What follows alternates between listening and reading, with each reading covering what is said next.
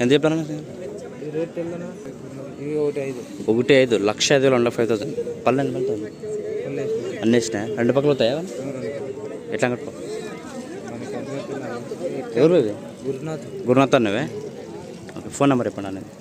918258586276.